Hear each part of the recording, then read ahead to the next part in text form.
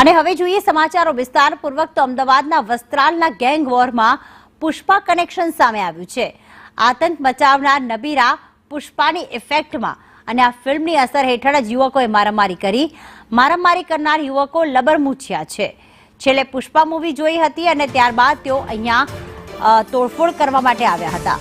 વસ્ત્રાલમાં જેમણે ઉત્પાત મચાવ્યો હતો તે આરોપીઓએ કબૂલાત કરી છે કે છેલ્લે તેમણે પુષ્પા મૂવી જોઈ હતી અને તેની ઇફેક્ટ તેમનામાં હતી, જેના કારણે તે રાત્રિના સમયે વાહનોમાં તોડફોડ કરવા પહોંચ્યા હતા। રસ્તા પર જે વાહન ચાલકો પસાર થઈ રહ્યા હતા તેમને પણ રોકીને તેઓ મારામારી કરી રહ્યા હતા।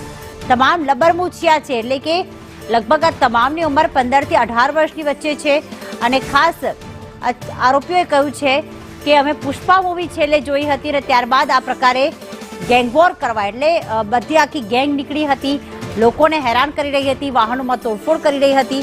આ તમામ આરોપીઓ જે છે તે પુષ્પાની ઇફેક્ટમાં હતા। 14 લોકોની અટકાયત કરવામાં આવી છે અને ફિલ્મની અસર હેઠળ આ મારામારી કરી હોય, એક સ્વેગ બતાવ્યો હોય તેવું લાગી રહ્યું છે। રસ્તા પર તેઓ લાકડો લઈને નીકળી પડ્યા હતા। જે પણ વાહન ચાલકો જઈ રહ્યા હતા એમાં મહિલાઓ, પુરુષો તમામને રોકીને અને લાકડીથી માર મારી રહ્યા હતા। ગાડી છે, 2 વ્હીલર છે, તેમાં તોડફોડ કરતા પણ નજરે પડ્યા છે। આમ તો અલગ અલગ જે દ્રશ્યો સામે આવ્યા છે તેમાં દેખાઈ રહ્યું છે કે આ તમામ લબરમૂછિયાઓ તો છે જ, પણ સાથે જ પોલીસે જ્યારે તેમની અટકાયત કરી ત્યારે તેમણે કહ્યું કે અમે છેલ્લે પુષ્પા મૂવી જોઈ હતી। એટલો આતંક મચાવ્યો કે વાહન ચાલકોએ રસ્તા પરથી નીકળતા પણ ડરી રહ્યા હતા।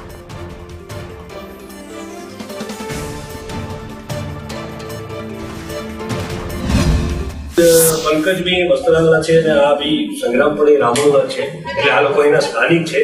અને આ બધા જે અત્યારના જે આરોપીઓ જે છે, છોકરાઓ જેવા છે જેમની ઉંમર નાની છે, મૂળ વિષય વસ્તુમાં અમારા પ્રાથમિક ઇન્ફોર્મેશનમાં એવું છે કે ભાઈ જે છોકરાઓ છે એ પુષ્પા મૂવીની ઇફેક્ટમાં છે અને પુષ્પા મૂવીમાં જે છે એ પુષ્પા મૂવીની ઇફેક્ટ હેઠળ આ થોડાક એ કેમ્પમાં રહી અને આ ઘટનાને અંજામ છે। માનસિકતા હતી કે આ યંગ એકદમ છોકરાઓ જે છે નાની ઉંમરના છે, બરાબર, અને એ આ જે મૂવીની ને એની અસર હેઠળ આવી અને પોતે આવી રીતે લાઇમલાઇટમાં આવે અને કોઈ બોલાવે તો તરત જતા રહેવા વાળા છોકરા હતા।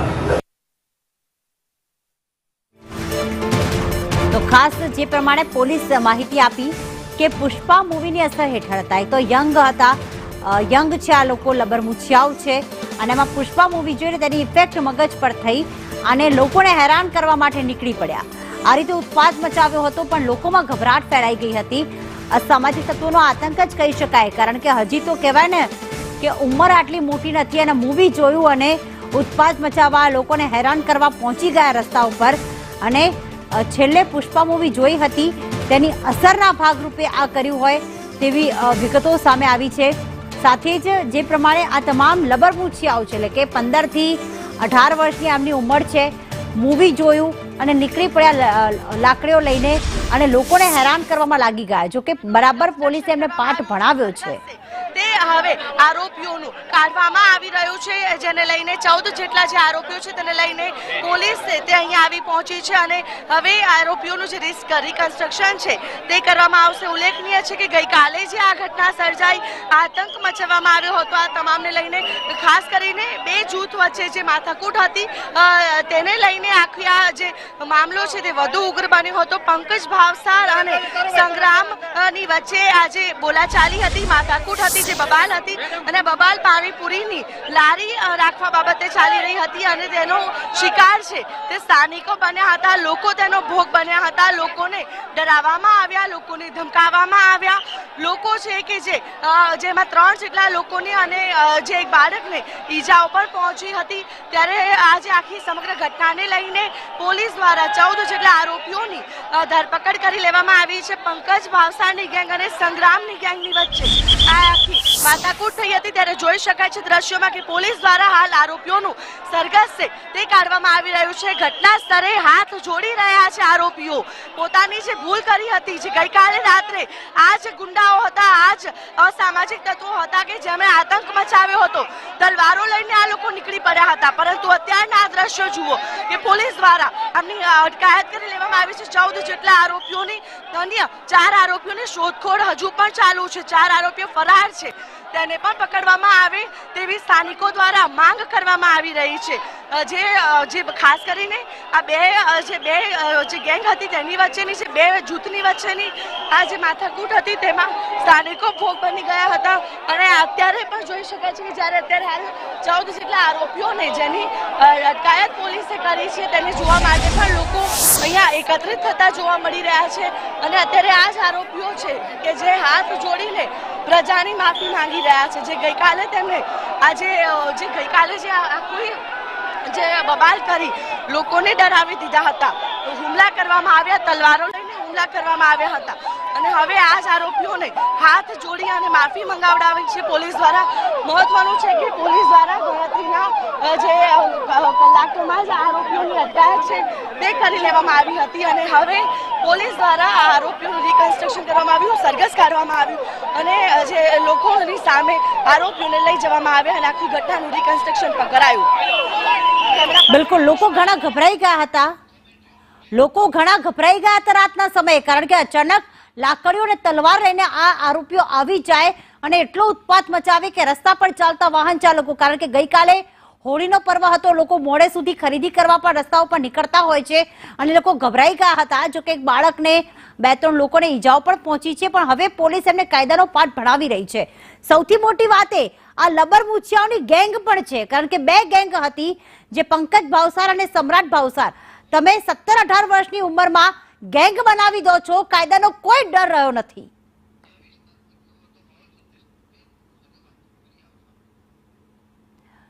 તો ખાસ વસ્ત્રાલમાં જે રાતના સમયે આખી ઘટના બની, જે આ તમામ લબર મૂછિયાઓ આવી ચડ્યા હતા, ઉત્પાત મચાવ્યો હતો, લોકોને હેરાન કરવાનો પ્રયત્ન કરી રહ્યા હતા, ત્યારે લોકોને એ વખતે કેવો અનુભવ થયો હતો, કેવો ડરનો માહોલ હતો.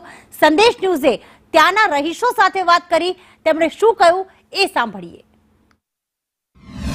અમદાવાદના વસ્ત્રાલ વિસ્તારમાં અસામાજિક તત્વોનો આતંક સામે આવ્યો છે. ગઈકાલે રાત્રે આ અસામાજિક તત્વના ટોળાઓએ જે આખો હંગામો મચાવી દીધો, ધમાલ કરી મૂકી. અહીંયા સ્થાનિકોની ગાડીઓમાં તોડફોડ કરી નાખી. એટલું જ નહીં, પરંતુ 3 જેટલા અહીંયાથી પસાર થતા લોકો જે સ્થાનિકો હતા તેમને માર પણ મારવામાં આવ્યો, તેઓ ઈજાગ્રસ્ત પણ થયા છે. જોઈ શકાય છે કે એ હદે અહીંયા આ અસામાજિક તત્વોએ આતંક મચાવ્યો હતો કે આખી ગાડીના કાચ જે છે તે તમામ તોડી નાખવામાં આવ્યા છે. ત્યારે આ ઘટના બાદ અહીંયાના જે સ્થાનિકો છે તેમાં પણ એક પ્રકારનો ભયનો માહોલ છે. શાશ્વત 2 આવેલું છે આ વસ્ત્રાલ વિસ્તારમાં, તેની આ બહારના આ જે સોસાયટીની બહાર પાર્ક કરવામાં આવેલી આ ગાડી હતી, આ ગાડી સોસાયટીના ચેરમેનની છે. બીજી તરફ પોલીસની કામગીરી ઉપર પણ સવાલો ઉઠી રહ્યા છે, કારણ કે સ્થાનિકો દ્વારા એક વખત નહીં, 2 વખત નહીં, પરંતુ અનેક વખત અરજીઓ પણ કરવામાં આવી હતી પોલીસને, છતાં પોલીસની કોઈ કામગીરી એ સમયે સામે ન આવી. સ્થાનિકો સાથે વાતચીત કરીશું. ગઈકાલની આ ઘટના છે, કઈ રીતે ઘટના સર્જાઈ અને આપ દ્વારા અરજીઓ પણ કરવામાં આવી હતી, આ પહેલા શું કહેવું છે આપનું? સોસાયટીના ચેરમેન દ્વારા વારંવાર રામોલ પોલીસ સ્ટેશનમાં આ અંગે અરજીઓ આપવામાં આવેલી છે, પણ કોઈ કાર્યવાહી થઈ નહીં, સંતોષકારક. અને કાલે સાંજે 7 વાગ્યાનો આ બનાવ છે. 10-15 મિનિટનો જ ખેલ હતો, બહાર ગયો ત્યારે લોકો આવીને ગાડી તોડ નાખી હતી મારી. પણ જોવામાં તો માહોલ એવો હતો કે પિક્ચરનો સીન હતો એવો. એ લોકોના હાથમાં તલવારો હતી, ધોકા હતા. ચલો, મારી તો ગાડી થોડી સામે ક્રેટા ગાડી હતી, એ લોકો ચાલુ ગાડીમાંથી એ લોકો નીચે ઉતારીને તલવાર મારી છે. એ લોકો 2 જણા ઈજા છે, હજી હોસ્પિટલમાં જ છે એ લોકો બી. અને આપે સોસાયટીના ચેરમેન છો, આપે રામોલ પોલીસ સ્ટેશનમાં કેટલી વખત અરજી આપી? અરજીમાં શું ઉલ્લેખ કરવામાં આવતો હતો? અરજીમાં ઉલ્લેખ એ કે સાહેબ આ નુસન્સ જે થાય છે એને બંધ કરો. વારે ઘડી આવી કોકના બર્થડે પાર્ટી હોય, આ તે હોય, આ રોડ બહુ જાહેરમાં થતું હોય, કોઈક જે બી કોઈ બી આ બેફામ લુખાઓ ઉપર પથ્થર મારે, આ તે કરે, એના હિસાબે વારે ઘડી અમે અરજીઓ કરેલી છે. પણ શું કે એનું કોઈ નિવારણ આવ્યું નહીં. આજે આ થોડું વધારે થયું છે. तो आधा घंटा 1 घंटे के बाद ही पुलिस पहुंचती है यहाँ पे, तब तक वो फरार हो जाते हैं. अच्छा, कल जो हुआ तो कल पुलिस कितनी देर में आ गई थी? कल आधा घंटे के बाद आधा घंटे के बाद पति भी बची आई. अच्छा, जब पुलिस आई तब ये लोग यहाँ पे थे या निकल गए? નીકળી ગયા હતા, કેમ કે પોલીસ હંમેશા લેટ જ આવે, એટલે પોલીસ લેટ આવે, પછી એ લોકો અને સાયરન મારતી આ લોકો ભાગી જાય છે. કરો આમના ઘરે જઈને બુલડોઝર આમને ઉપર ફેરવાઓ તો આમને ખબર પડશે કે આ ના કરાય. અમારો એક જ કે ભાઈ આમનો નિવારો કરો તમે.